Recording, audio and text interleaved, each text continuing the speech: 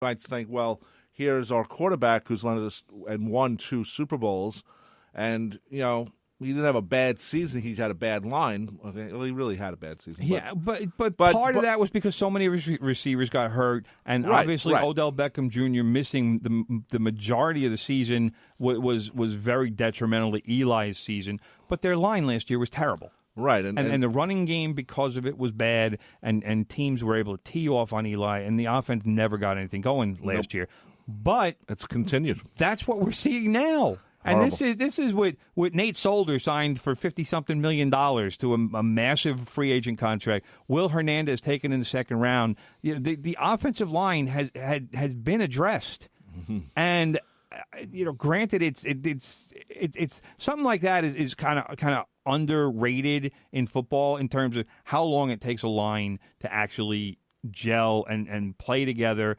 It's something that takes more time than people think. You don't just get up there and block and hit people and it all works together. It's a 5-man unit, and actually 6 if you include the tight end, that they all need to work together because it's not like one guy against one guy. It's basically you're trying to form a wall around your quarterback, and that requires coordination between at least 6 guys. Well, I suggest that if Eli's not doing this, that Eli takes his front line out for giant steaks on Thursday night. 2-pound steaks each. Steaks aren't going to get it done, brother. It's not like they don't want to block for them. And start bonding. They're getting paid a lot of money to block talk for about them. the forthcoming game and get the offensive line coach there, too. Well, Eric Flowers they got to do something. Eric Flowers is a disaster. And that the fact that the Giants addressed their line in some ways to move Eric Flowers from left tackle to right tackle, it's wallpapering the Titanic, as they say. You don't. Well, it depends on when you do the wallpapering of the Titanic. If you do it before they go, then it's fine. After the iceberg. There you go. All right. This guy is the guy that other teams are teeing off against. He is the target on the offensive line because he's the weak spot, and they're coming after him. And unless the Giants can figure out a way to move everything away from his side of the line and give more responsibility to Nate Solder, then the Giants are going to have big problems.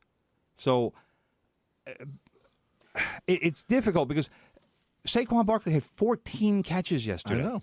But do you know what that means? A lot of those were that last all of them were check downs. Yeah. That means nobody's open. That means that he 14 catches, he got 80 yards. I know. There was a lot of when they got that last touchdown. When they got that last touchdown, it was all like 5-yard passes down the middle. It was just not very well thought out, I thought. And you know what? The Cowboys only got 20 points. The Giants really only had 6. So it wasn't. The Giants didn't cross midfield until the third quarter. Yeah, I mean, this isn't good. All right. And the pass that Eli connected for the touchdown to Evan Ingram in the fourth quarter was his first touchdown pass of the season. Right, and that's something. 2 games. I know, and that's something else that's going on with the Giants is they're continuing last year's non-scoring capabilities where they don't know how to score. Because you have to be able to block. Well, they have. Eli's got all the weapons he could ever ask for. I agree. He's got a good pass catching tight end. He's got a great running back. He's got an elite receiver in Odell Beckham Jr. and a very good receiver in Sterling Shepard. That's 4 skill position players who are at the very least above average to very good. Barkley is elite already, as far as I'm concerned. In 2 games, you can see this kid is elite. All right? Beckham is elite. Evan Ingram, it may not be elite, but he is a very good pass-catching tight end. He's someone you want on your team. Let's put it that way. Good hands, reliable. That's all I want from a tight end. If you can catch the ball, great. Because the Giants, for a couple of years before Ingram got there, didn't really have that. So, if all of your skill position guys are there and are at that level, well, where's the problem? The problem is your line and your quarterback. And that's what the Giants have to acknowledge and accept. And this is why I said, hey, make the offer for the Jets for Teddy Bridgewater. See what he can do. And if it works well, you out, said then that you sign after, to an extension. After you were upset they didn't. Well, I was upset that they didn't make the trade. Right. And I told you they don't trade into city. Why not? You say they don't, but if they give them the best offer, the Jets are going to take the best offer. Well, it didn't get. Bridgewater was only on a 1-year deal, so the Giants would have had to extend him anyway to make the. But even with, here's the other thing. Here's the other reason why the Giants should have said, "Hey, we'll make this deal for Bridgewater." Their backup quarterback is Joe Tanney. I don't even know who this guy is. Their third-string quarterback is Kyle Lauletta, who was a 4th-round draft pick. If Eli gets hurt, the Giants could do worse than last year. That'd be pretty. That's a very tenuous position they put themselves in. Whereas the Jets did the quarterback position the right way. Draft the first-round pick. We still have McCown, right? Who let's face it, is being overpaid at $10 million, but that's what it is. They signed Bridgewater as basically hoping to catch lightning in a bottle because then they can get a good draft pick for trading the guy, right. And that's what they did. They basically spent $1 million for a 3rd-round pick. Ask any NFL GM in the league, would they do that? And they'll say yes. Oh yeah. So by the way, just as looking at Ryan Fitzpatrick. Did you see the press conference yesterday? Well, hold on. It was beautiful. We'll talk about that in just a second. Yes. Ryan Fitzpatrick, 27 for 33, 1 interception, 402 yards. He was good. Tampa Bay beat Philadelphia 27-21. So. He was good. I know you love talking about guys who have left and gone away. Well, that's your thing. No, but I also like. But Fitz is not an answer. No, I know that, but I'm just saying what he did. All right, but he had a good game. Good for him. Yeah, he's had 2 good games. He's had 4 touchdown passes in each of the Bucs' first 2 games. Good for him. That's very good. And he could have 4 touchdown passes next week too. Yeah. And then in week 4, Jameis Winston is starting. Well, that's there probably you go. True. Over. Anyway, brother, we're going to take a. Oh no, talk about just funny. Yeah. It was just funny at the press conference. Fitzpatrick at the post game press conference. I got to read some of this because it was hysterical.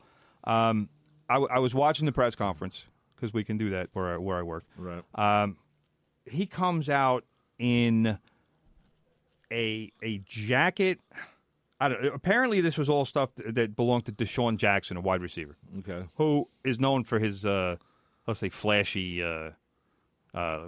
Look, but he has this black jacket that looked like something out of like maybe Michael Jackson or whatever. One just massively chunky gold chain, and another one, a smaller one that looked like it had a cross on it or something. I don't know what it was. And he comes out. He came out looking like Conor McGregor because the beard is ridiculous, right? And still, the beard on him is ridiculous. He had the sunglasses on. The only way the press conference would have been better is if he would have started speaking with an Irish accent and dropped a few F-bombs and said something about Mayweather. It would have been beautiful. It would have been because great. He was just going on and on. At some point, the reporters were just howling with laughter. But at some point, somebody asked him how much of what he was wearing, because he called it game day wear. That's what he called it, which is hysterical. But one of the reporters asked him how much of it was his, and he had the jacket like button or unzipped to like down past his chest, and they said, "Well, how much of that is yours?" And he says, "Well, the chest hair is mine," which was so funny. That was funny, but it was good for Fitz, having some fun, and the Buccaneers they're 2-0, so yeah, they're having a good time. They're having a good time. We're going to take a break right now. You're listening to From the Press Box, part of the WHPC Sports Talk family. 516-572-7440. If you have a comment or question, Tim, you're on Twitter at Real Tim Leonard. If there are no rainbows left, how can the show is so boring? I wish there was something that taught us, but made it fun. Rockin' Randy! That's right, kids, it's me, Rockin' Randy, and do I have something right up your alley? It's American Hit Radio with the coolest couple in broadcasting, Tom Ryan and Heidi Morales Ryan. But what is American Hit Radio? Shut up, and let me tell you. American Hit Radio plays music from all different genres while giving you the background and information that you need to rock out. That sounds fun. It is, Billy. It sure is. My name's Gary. American Hit Radio every Wednesday and Friday at 5 p.m. on the voice of Nassau Community College 90.3 WHPC. Saturday Night Fever. Polyester Suits. The Brady Bunch. Bell-bottom jeans.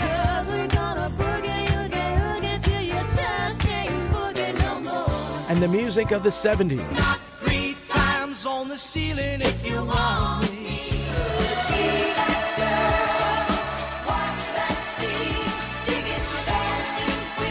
Ron Stevens. Join me, Ron Stevens, on the radio, Saturday mornings at 7 a.m. for 2 hours of the decade of Elton John, the Eagles, and disco. The Super 70s, the 70s at 7, Saturday mornings on the voice of Nassau Community College, 90.3 WHPC. 90.3 WHPC reminds you that elections aren't about the candidates, they're about you. Want to have a say in what happens in your country, your state, your community, your family, your future? You have a personal stake in the upcoming elections. Register to vote. Learn the issues. Cast your ballot on November 6th. It's your chance to make a difference. This is a public service announcement from the voice of Nassau Community College, 90.3 WHPC. We're back here on From the Press Box, right here on 90.3 WHPC. We are part of the WHPC Sports Talk family, and you can hear us at 90.3 FM or iHeartRadio, the app for that, or tunein.com, or, of course, our website, nccradio.org. Find out about all the great programming we have here at WHPC. And just very quickly, brother, yesterday was... the Islanders had an exhibition game over at the now NYCB Live. Nassau Coliseum. Well, it's still called, we call it Coliseum, but they officially call it NYCB Live. Yeah, and it was not a sellout like last year's one game really? Only. Yeah, it was there wasn't much publicity for it, was there? I didn't even know it was happening. I was driving here and I saw people tailgating. They also, from what I heard, a friend of mine, a big Islander fan, went to the game with a whole bunch of people. $25 for parking for an exhibition game. Wow, seriously? Yeah, he was really upset, and I said, "Wow, that's horrible, man. For an exhibition game, even for a regular game, it's horrible." But that's on the ridiculous side, especially for that place. I mean, it's not like you can get there by mass transit. No, you can't. Hopefully, they one day fix that. Anyway, very quickly, David Wright this past week announced that he will play. At least one. Well, the Mets announced that he will. Well, the Mets. It's not David Wright's decision, but he was there at the press. Well, conference. yeah, he was there. Saturday, September 29th. What he didn't say he was retiring. They didn't use that word. I think it was an insurance. I think so too. Situation. He said he wanted to play so his daughters can see him play, which was a little strange to me. Well, his youngest daughter is 2. Is she really going to remember this? No, but and I'm all the games are taped, so I mean he's got enough highlights to I'm sure they'll put it on video or whatever. Yeah. But it's nice that David Wright is going to get back on the field again and have his last hurrah for the Mets. Yep, I like that, and I also like the fact that he's finally saying, you know what, enough is enough. It's over. Yeah. Because I have all of these health issues, certainly too many. Not the least of which is the spinal stenosis, which does not get better. Spinal stenosis always wins. Yep, it's sad to say, but David Wright is in a position where he is going to struggle to get back on the field, and again, he's an older guy now. We said this a few weeks ago. He hasn't played. He's 35 years old. It's not like he's going to be the 28-year-old David Wright anymore. No, and I want to see if this is the only game he is playing. They sort of imply that he might play the weekend. I don't think he will. But what I would like to see is if, let's say, he gets like a single in the 5th inning. Right. Art Howell did it a couple of years ago. Who was the guy who was up? The guy had he was a big-time Met for the early 2000s. I'll look it up in a second. Yeah. And he hit a home run. And like in the 8th inning, he was supposed to come up again, and he came up, and they announced him, and